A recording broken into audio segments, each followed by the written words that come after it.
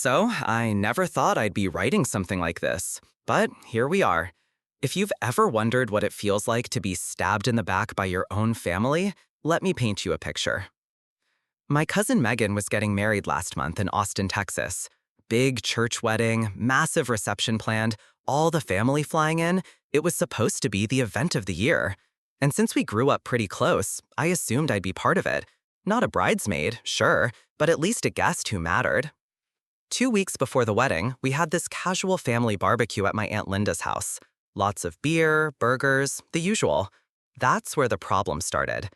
Megan's fiancé, Ethan, decided to get a little too friendly with me. Like leaning in close, brushing my arm, making these jokes that weren't really jokes. At one point, when nobody else was looking, he whispered something gross in my ear about how the bridesmaids' dresses wouldn't be the only thing tight that night. I pushed him off and told him to knock it off. I didn't even plan to say anything at first, because, hey, maybe I just misread it, right? But then he tried again when Megan went inside. That's when I thought, nope, she deserves to know. So later that night, I pulled Megan aside, gently, and told her what happened. Her face froze. For a second, I thought she believed me, but then she laughed, this sharp, fake laugh, and said, "You've always had a problem with Ethan. You're just jealous." Jealous? Of Ethan? A guy who smelled like Axe body spray and had a beer belly forming before 30? By the next morning, it was clear Megan had told the rest of the family, because suddenly my phone blew up. Aunt Linda texted, "Rachel, please don't spread lies right before the wedding. This is supposed to be a happy time." I replied once, just once, saying I wasn't lying and I only wanted Megan to be safe. Then came the real blow. A week before the wedding, a message popped up in our family group chat. Megan's maid of honor posted it, but I knew the words were Megan's. After talking it over, we think it's best if Rachel doesn't come to the wedding. We don't want any unnecessary drama. Unnecessary drama? That's what they called me telling the truth. My mom, Carol, called later that day, and instead of defending me, she sighed and said, "Honey, just sit this one out. It's not worth upsetting everyone." Everyone but me. I sat on my bed, staring at that text for hours, the humiliation sinking in deeper with every minute. Betrayed by my cousin, dismissed by my mom, branded as the troublemaker. I wanted to scream. Instead, I stayed quiet. But inside, something shifted. If they thought I was going to sit at home crying while they played perfect family at this wedding, they had another thing coming. Because if they didn't want me there, fine, I wouldn't be there, but I wasn't going to disappear quietly.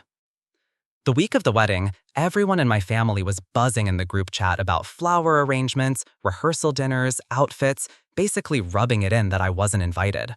I muted the chat, shoved my phone in a drawer, and sat in my apartment in Dallas feeling equal parts humiliated and furious. But then I thought, why should I let them dictate my weekend? Why should their rejection mean I sit here sulking while they throw a fake fairy tale wedding built on lies? So the night before the ceremony, I pulled out my laptop, searched for last-minute flights, and booked one to Miami. Expensive? Yes. Worth it? Absolutely.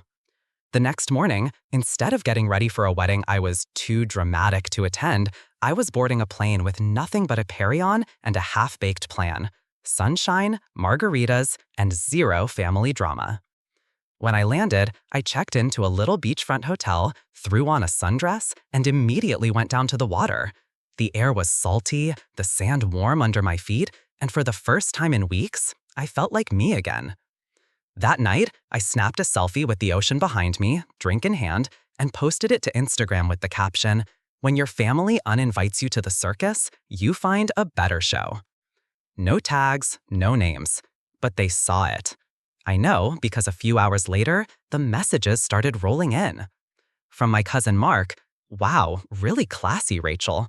From Aunt Linda, "This isn't a joke. You don't need to mock Megan's big day."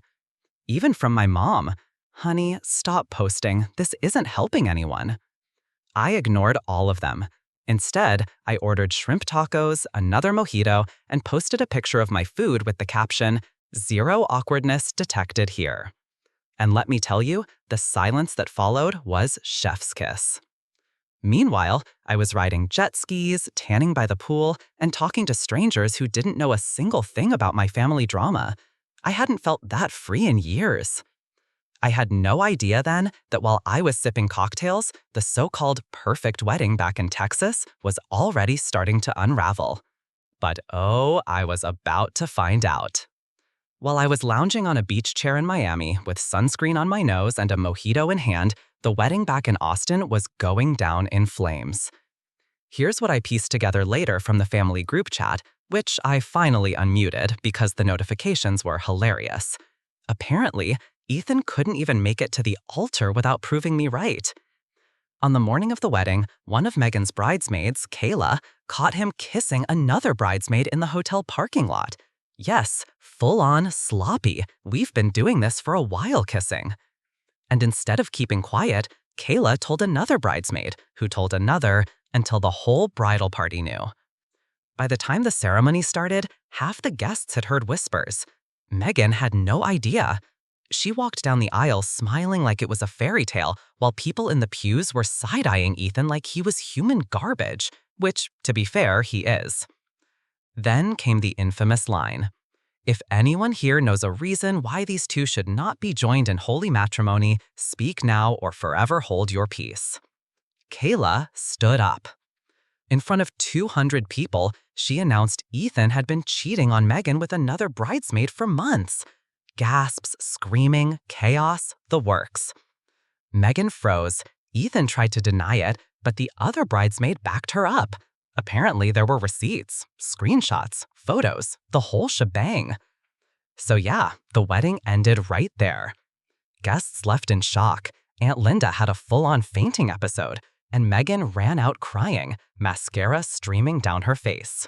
Meanwhile, my phone in Miami was blowing up. Missed calls from Mom, Aunt Linda, even Megan herself. Dozens of messages in the group chat. Rachel, where are you? Call me now. Everything is ruined. We should have listened. Oh, that last one? Delicious. Absolutely delicious. And there I was, ordering room service cheesecake and laughing so hard I nearly dropped my fork. For once, I wasn't the problem. I wasn't the scapegoat. The truth had come out all on its own, without me lifting a finger. And I can't lie, it felt better than any revenge I could have planned. By the next morning in Miami, I'd already been parasailing, eaten the best Cuban sandwich of my life, and was planning to rent a scooter to explore Little Havana.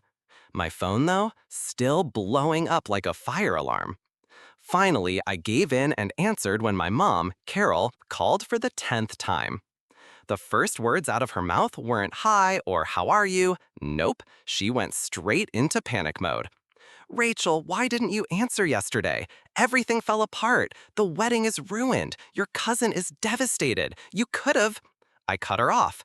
I could have what, Mom? Warned you? Because I did, remember? You told me to stay quiet. You told me to sit this one out. Silence. For a solid 10 seconds, the only sound was the ocean waves outside my hotel window. Then she whispered, almost like a plea, "We need you here." I laughed, actually laughed out loud, sitting there in my sundress with a piña colada in my hand. You didn't need me last week. You didn't need me yesterday. Now you just need someone to mop up the mess. She tried again. It's family, honey. We stick together. And that's when the irony hit me so hard I nearly choked on my drink. Funny, I said.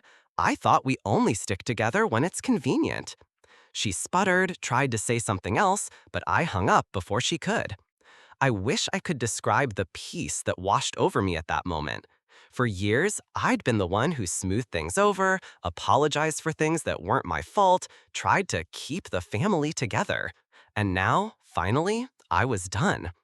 That evening, I treated myself to another round of mojitos and danced with a group of strangers at a salsa club. I laughed until my cheeks hurt. Meanwhile, my family back in Texas was dealing with the fallout of their own choices. For once, I wasn't the one cleaning up their disaster, and it felt incredible. After that call with my mom, I went completely radio silent. I ignored the buzzing phone while I rented a scooter, zipped around Miami, ate way too much street food, and even let some random tourist teach me a few salsa steps on the beach. Life was good. But back in Texas, absolute meltdown. By the second day, my cousin Megan left me a voicemail. Her voice was broken, shaky, full of tears. Rachel, I should have believed you. I feel so stupid. Everyone's talking about me, about Ethan. I don't know what to do. Please, just call me back. I listened once, then deleted it. Aunt Linda tried too. I know things were said, but we're family. We have to come together now. Yeah, now. Funny how family only mattered when the wedding was a dumpster fire. Even my brother Jake, who usually stayed out of drama, texted. Look, I don't know the full story, but mom's a mess and Megan's not eating. Maybe just check in. Nope, not my circus, not my monkeys.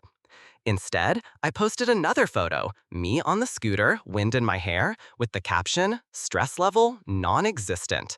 The comments section, pure gold. My friends were hyping me up while I knew my family was lurking, seething. By the time I flew back to Dallas a week later, the story was all over Facebook. Everyone in our extended family knew the wedding had blown up. Megan was hiding out at Aunt Linda's. Ethan had skipped town, apparently to Houston, which feels about right for a guy like him, and the family group chat was basically just one long blame game. When I finally saw my mom face to face, she looked at me like I was supposed to swoop in and fix everything. Megan's hurting. She needs you. I just sipped my coffee and said, I already gave her a wedding gift, the truth. Too bad she returned it unopened. The look on her face, priceless. And with that, I walked away, lighter than I'd felt in years. Sometimes the best revenge isn't yelling or fighting or proving yourself. Sometimes it's just living so well, so freely, that the people who doubted you can't ignore it. And trust me, they noticed. It's been a few weeks since the infamous wedding that wasn't, and honestly, I've never felt lighter. My family is still in chaos. Aunt Linda is furious at Megan for embarrassing the family. Megan is apparently in therapy trying to process her broken engagement. And Mom keeps calling me with updates I never ask for. Every time she starts in, I just smile and say, that sounds rough. I hope you figure it out. Then I change the subject. Because here's the truth. It's not my job to fix them. Not anymore. For years, I thought being a good daughter, cousin, meant swallowing disrespect, keeping secrets, and making myself small so everyone else could feel comfortable. But being uninvited from that wedding, the ultimate slap in the face, turned out to be the best thing that ever happened to me. Instead of crying into a pint of ice cream, I was dancing barefoot in Miami, laughing with strangers, and realizing how good life feels when you stop begging for scraps of approval. The irony still makes me laugh. They uninvited me to avoid drama and ended up with the most dramatic wedding disaster our family has ever seen. Meanwhile, I got tan lines, mojitos, and peace of mind. Every so often, someone from the family still tries to guilt me. Megan sent a long text last week about how she needs me and can't believe I'm being so cold. I didn't even reply. My silence said everything. Because here's the thing. Sometimes the most powerful move isn't to scream, argue, or demand an apology. Sometimes the real power is just walking away, choosing yourself, letting the people who doubted you stew in their own mess while you thrive. And that's exactly what I'm doing. So, to answer the unspoken question, do I regret not going to the wedding? Not for a single second. In fact, when I think about it, I raise a glass, or a mojito, and toast to the best decision I ever made. Cheers to being uninvited, and finally free.